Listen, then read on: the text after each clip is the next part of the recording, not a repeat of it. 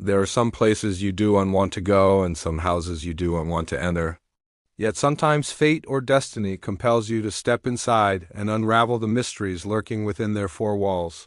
Welcome back, everyone. Here today, we will tell you a story of such a haunted house that no one dares to live in. So let's get started. The house on the hill had been empty for years, its windows like hollow eyes watching over the village of Dharampur. Cobwebs draped across the rooms like macabre decorations, and a thick layer of dust covered every surface. The leather cover was worn, its pages filled with spidery handwriting. What he learned shocked him. Raghav wasn't just a musician. He was a visionary whose music had touched the hearts of millions. Shaken but exhilarated, he continued working on his album, pouring his heart and soul into every note. As the days turned into weeks, Aaron prepared for his big performance. If you want to hear more stories like this, click on the next video and don't forget to subscribe. He knew that this night would be more than just a concert. It would be a tribute to Raghav and a celebration of their shared passion for music. On the night of the performance, Aaron felt a mixture of excitement and trepidation as he took the stage. The spotlight blinded him momentarily, but he quickly regained his composure. As the first notes of his new album filled the auditorium, a hush fell over the crowd. He could feel the energy in the room growing, building until it was palpable. Suddenly, the lights flickered and a cold wind swept through the hall. The audience gasped, unsure of what to make of the sudden chill. Aaron paused, his heart pounding in his chest. Was this just a trick of the light or something more sinister? Before he could dismiss the incident, the temperature in the room plummeted. People began to shiver, pulling their coats tighter as if to ward off an invisible cold. The air crackled with tension. But his success had come at a cost. The villagers, blinded by their own fears and prejudices, had accused him of witchcraft and driven him to the edge. This wasn't just about music anymore. It was about honoring a lost soul, a testament to the enduring power of passion. Through his music, Aaron became a vessel for Raghav's story, his joy and sorrow, his triumph and tragedy. In that moment, he realized that he wasn't just playing music. He was weaving magic, the kind of magic that could move the very fabric of reality. With newfound determination, Aaron poured every ounce of emotion into his performance. The audience was captivated, tears streaming down their faces as they witnessed the raw power of his music. In that dimly lit hall, Aaron didn't just play music. He became a conduit between the realms of the living and the dead, allowing Raghav's spirit to soar and find peace at last. The applause was deafening, but Aaron barely registered it. He was lost in the music, oblivious to everything but the notes ringing in his ears. When the final chord resonated through the hall, a stunned silence descended upon the crowd. Slowly, hesitantly, they began to clap. The applause grew louder, swelling until it shook the very foundations of the building. But amidst the thunderous applause, a chill wind swept through the audience, causing people to huddle together, whispering in hushed tones. Aaron's heart pounded in his chest as he realized that something extraordinary had occurred. He hadn't just played music. He had bridged the divide between the worlds of the living and the dead. In that one unforgettable performance, he had set a troubled soul free. Trapped in his own house, Raghav had turned to his harmonium for solace, pouring his pain and anguish into its haunting melodies.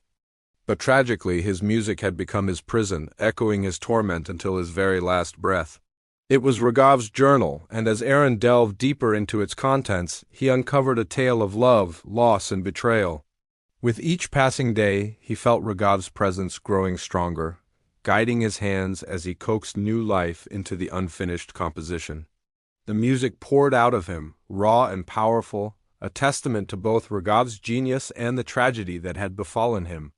As Aaron neared the end of the symphony, the house began to stir with activity. Doors creaked open on their own, and whispers seemed to echo closer, as if Raghav's spirit was communicating with him. One night, as Aaron played the nearly finished symphony, a ghostly figure emerged from the shadows. It was Raghav, his form shimmering and translucent, his eyes filled with gratitude and sorrow. "You listen," he whispered, his voice like the rustling of leaves. "You listen to my music and you seek to understand. Finally, someone understands." Aaron nodded, tears welling up in his eyes.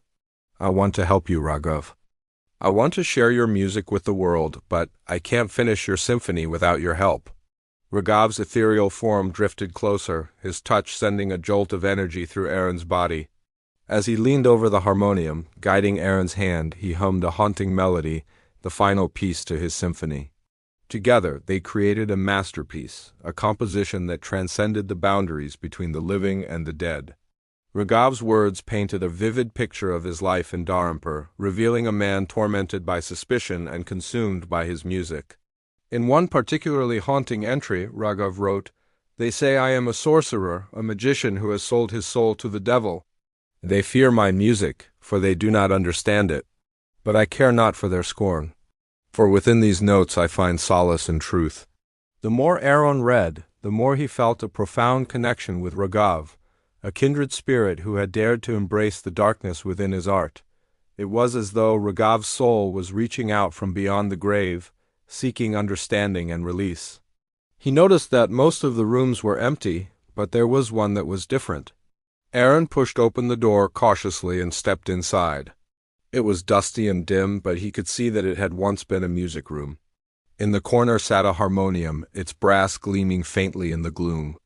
Aaron approached it slowly, drawn to its haunting beauty like a moth to a flame. He ran his fingers over the keys, feeling a sudden chill despite the stifling heat. It was as though the instrument itself was sending shivers down his spine. Aaron couldn't shake the eerie feeling that something was watching him. Everywhere he looked, he saw shadows dancing in the moonlight, filtering through cracks in the walls. Sometimes he thought he heard whispers echoing through the empty halls, but when he turned around, there was nothing there. The villagers tried to warn him. During one of his walks, Aaron met an old woman named Durgavati. She was the only one who seemed comfortable around him. Sensing his fear, she offered a kind smile and a reassuring nod. She understood that Aaron wasn't afraid of the dark or the silence. He was afraid of what those things might conceal. With gentle wisdom, she shared stories of the house and its former owner, hoping to ease Aaron's troubled mind. But deep down, he knew the house was hiding secrets, secrets that reached beyond the realm of the living. Locals whispered about it, calling it Raghav's curse. They said if you listened closely on stormy nights, you could still hear a harmonium playing through the broken walls. Now, nestled amidst the western Ghats in Maharashtra, India, the village of Dharampur was known for its rich culture and ancient traditions. But one particular tale overshadowed its reputation.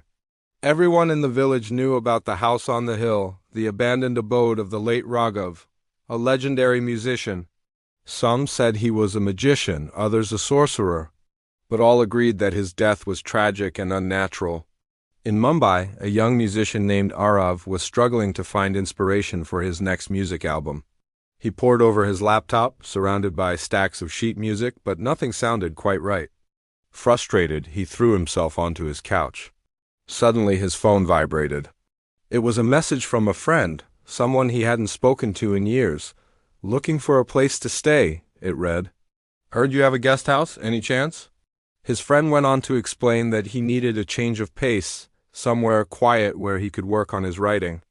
As luck would have it, his friend's wife's uncle had recently passed away, leaving behind a dilapidated house in the village of Dharampur. The catch: no one wanted to live there because it was considered cursed. Intrigued, Aarav typed, "Send address." Upon arriving in Dharampur, Aarav realized why his friend had offered the house to him. It was isolated and creepy. Overgrown weeds surrounded the structure, blocking the front door with wild vines. Windows stared blankly like the eyes of a skull. "Here it is," his friend said sheepishly when he finally found him. "Sorry about the state of the place." "It hasn't been occupied for years," Aaron nodded, more excited than scared. "Don't worry, I'm used to worse." The interior of the house was even gloomier than the exterior. One evening, Aaron discovered an old diary hidden in the music room. Determined to uncover the truth behind Raghav's untimely demise, Aaron spent hours poring over local records and interviewing the villagers. Driven by a sense of justice, Aaron resolved to honor Raghav's memory by finishing the symphony he had never completed. When dawn broke, Raghav's ghost faded away, leaving Aaron alone in the music room. As the performance reached its climax, the full weight of Raghav's legacy crashed down on him. We hope you liked this episode. Tell us in the comments what you think happened in the house after Aaron left.